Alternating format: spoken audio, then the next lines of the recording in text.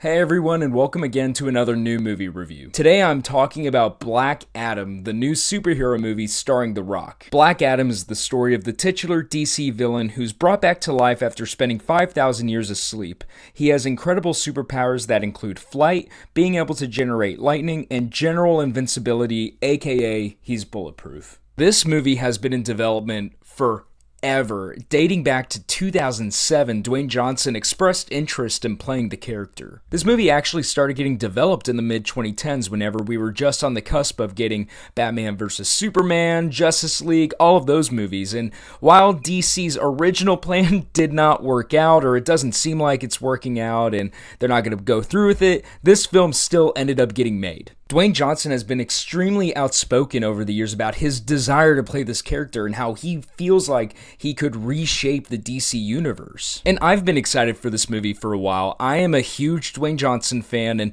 he doesn't go out and make Shakespeare, but he makes entertaining action movies consistently, and I was excited to see what he brought to the table here, especially in the superhero genre. I wasn't a huge fan of the trailers, but I was coming into the movie expecting a fun action film. It didn't need to reinvent the wheel. It didn't need to be Shakespeare, but just give me Dwayne Johnson kicking butt and I'm gonna be happy. So the question is, did this movie deliver on what I hoped it would be? And the answer to that is a resounding yes. This movie gave me all the action that I wanted out of it, and really more than anything, I wanted a hero that didn't pull their punches and wasn't afraid to get their hands dirty. Something very different than the heroes that we've gotten up to this point in DC as well as Marvel. I mean, you can make an argument that their superheroes definitely make a mess anywhere they go, but they don't do it with the intent of hurting people. Black Adam, whenever he has you in his crosshairs,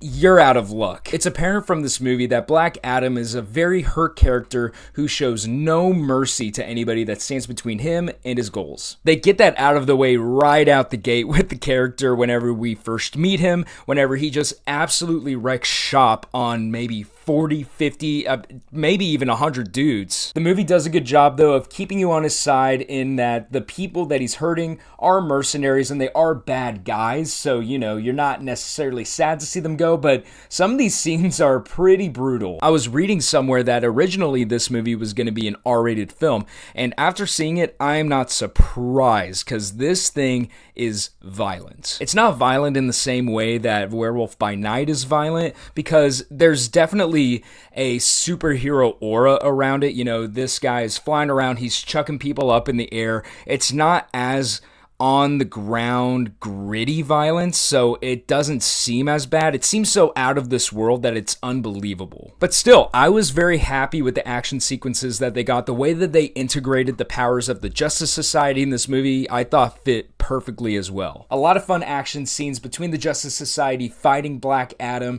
that I thought were really entertaining. That's actually a great transition to the next thing that I like about the movie, and that's just the characters. Something that I look for in a movie is, can you get me to care about these people within a 2-hour time slot? And this movie did that super well for a bunch of different people. I mean, first and foremost, out the gate, Dwayne Johnson is Black Adam. I was worried that I was only going to see The Rock and I wasn't going to see the character.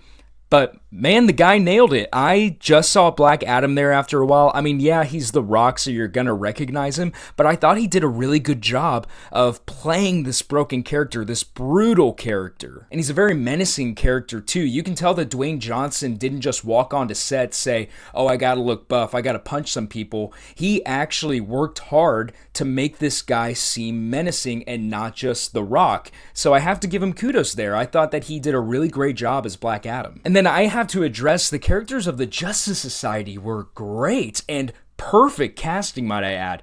Aldous Hodge as Hawkman stole the movie. I want to see this guy in a bunch more DC movies or TV shows. I thought that Hodge absolutely nailed the character. You understand as the viewer what kind of guy this is. He's very black and white, like you're either good or you're either evil. And by the end of the movie, he's forced to think about that a little bit more whenever he understands Black Adam a little bit, because up until that point of the movie, he's like, this is a bad guy, we have to stop him. But once he learns a little bit more, he's like, okay, maybe there's some gray area in there. Pierce Brosnan as Dr. Fate, perfect casting. I cannot even think about somebody who could have stepped into that role and done a better job.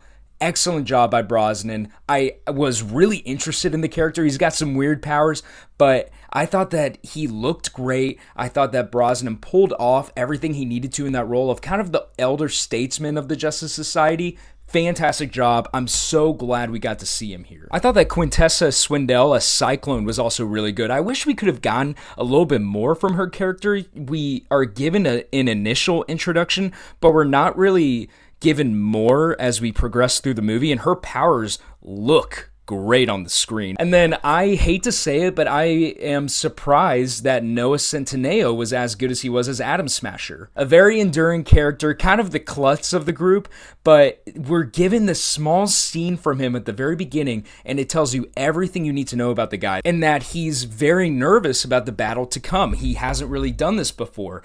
I thought that he was good in the movie, and on the whole, Justice Society, let's see a TV show. Come on, Peacemaker got a TV show on HBO Max. Let's get a Justice Society one. I'm ready to see these characters again. So those were the portions of the movie that I really liked the most, the action and the characters. Again, man, this movie did a really good job of getting you to care about these characters in a short period of time. But this is not a perfect movie. There were a couple of glaring problems with it that I saw. The first one, and I hate bringing up kid performances. I think it's kind of low-hanging fruit. You just don't do it. But story with the kid in this movie, I thought just wasn't very good. I have to be honest. I didn't think that it was a very compelling story. I thought that it was full of a lot of conveniences, and the performer, unfortunately, I think just didn't fit well with the movie. And this movie probably has some of the worst ADR that I have seen from a major motion picture in years. And for those of you who don't know what that is, that's basically whenever they go back in post-production and they just voice over whatever the actor said because you maybe didn't hear them well whenever they filmed it. There could have been an audio issue, or it just wasn't delivered the way that the director would have liked it to. There were some specific moments where the ADR here was absolutely terrible, especially for some of the kids' lines. That's where I noticed it the most. Then other than that, it's not reinventing the wheel in terms of a superhero movie. It basically exists to give you punch, punch, kick, kick action. Some surprisingly really good characters, but plotline, it's not that deep at all. So go into this with some proper expectations. But I think if you're just looking for a good time, you'll enjoy this movie. This movie left me excited for what they're going to do next in the DC universe, and specifically what they're going to do with Black Adam, because there is a cameo in the mid-credits scene you don't want to miss. It is insane. I hate that it was spoiled for me, but hopefully you don't know it. If you weren't aware that there was a mid-credits scene, don't look it up. I promise you want to watch this in the theater. Black Adam gave me the best time in a movie theater that I've had in months. Really great time in the theater. Go in with proper expectations. Don't expect Shakespeare here. Expect some great action and some really awesome characters in here, and you'll have a good time. I'm going to give Black Adam a 6. That's all I got for today. Thank you so much for watching this video. Don't forget to subscribe if you enjoyed this, and I will see you next time.